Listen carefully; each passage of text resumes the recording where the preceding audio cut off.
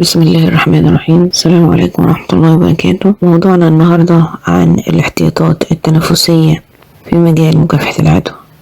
سر الاحتياطات التنفسية اللي هتوقف العدوى. يا جماعة احنا قدام عدو مش بنشوفه، عدو بيطير في الهواء، بيستنى اللحظة اللي تضعف فيها عشان يدخل جسمك. القصة مش بس فيروس، القصة في ازاي احنا بنساعده ينتشر. عشان كده الاحتياطات التنفسية وآداب السعال دي مش رفاهية، دي خطة حرب، خطة دفاعية عشان نحمي نفسنا ونحمي اللي حوالينا. تعالوا نشوف ايه الحكاية بالظبط وايه اللي لازم نعمله عشان نقفل الباب ده نهائي على اي عدوى ممكن تحصل. اول حاجة هي الغطاء او التغطية، وده خط الدفاع الاول. والقصة هي ازاي نمنع الكارثة قبل ما تحصل. لما تحس انك هتكح او هتعطس انت بتطلق قذيفة من الجراثيم في الهواء، عشان كده لازم يكون عندك خطة دفاع. اول حاجة التغطية الكاملة، مش تغطي نص بقك، لا، لازم تغطي الانف والفم بالكامل بمنديل نظيف. المنديل ده هو الدرع بتاعك، والمنديل ده قنبلة موقوت، اوعى تحطه على ترابيزة او حتى تحطه في جيبك،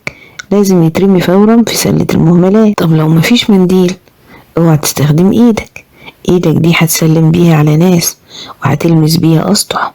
الحل الوحيد اعطس او كح في كوعك او كمك، ايدك لازم تفضل نظيفة. طب والماسك الجراحي، لو انت تعبان والناس حواليك يبقى انت لازم تعمل تحكم في المصدر، وهي الكمامة، ودي بتخليك تحتفظ بالرذاذ جواك، بتحمي كل اللي في المكان. دي مسؤولية مش اختيار. تاني حاجة الاحتواء، ودي خطة المستشفى السرية. هنا بقى القصة بتتحول لخطة عمل إدارية. المستشفى مش هتستنى العدو ينتشر، لا، هي اللي هتحاصرها، وده بيبقى عن طريق الفرز السريع اللي هو الترياش. أول ما المريض اللي بيكح أو بيعطس بيدخل المستشفى لازم يتفرز فورا، مش هنسيبه يقعد جنب الناس السليم. لازم نعرف مين اللي ممكن يكون مصدر للعدوى عشان نسيطر عليه. الفصل المكاني، المريض اللي عنده أعراض تنفسية مش هيقعد في أي مكان، لازم يقعد في منطقة انتظار منفصل، أو على الأقل يكون بينه وبين اللي حواليه متر كامل. دي مسافة الأمان اللي هتمنع الرذاذ يوصل. بعد كده توفير الأسلحة، لازم المستشفى توفر في كل مكان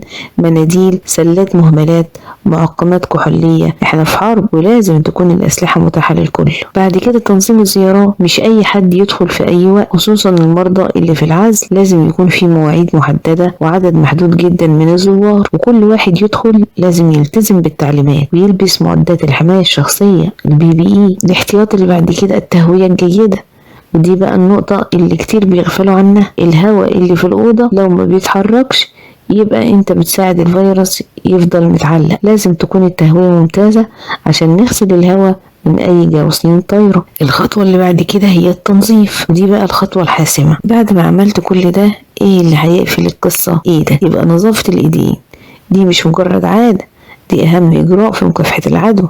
بعد ما تكح، بعد ما تعطس، بعد ما تلمس اي سطح لازم تغسل ايدك. طب المدة والتقنية او المدة والكيفية، مش غسيل سريع، لازم تغسل ايدك بالمية والصابون. لو مفيش مية وصابون استخدم الكحول بتركيز 70%. الخطوة اللي بعد كده تطهير الاسطح اللي بنلمسها كتير زي المقابض والازرار والمكاتب، دي ممكن تكون محطة انتظار للجراثيم، لازم تتنظف وتتطهر بانتظام ومطهرات قوية ومعتمدة. دي كانت القصة بتاعتنا النهاردة، خطة متكاملة عشان نوقف العدوى. الالتزام بيها هي اللي هيخلينا نكسب الحرب دي. سلام. الالتزام بالأساليب الصحيحة بتساوي حماية المريض وحماية نفس وتقليل العدوى في المستشفى. الخطوات سهلة لكنها بتفرق كتير، الأمان كله في التفاصيل الصغيرة. ودلوقتي نقدر نقفل حلقة النهاردة أو محاضرة النهاردة. سلام.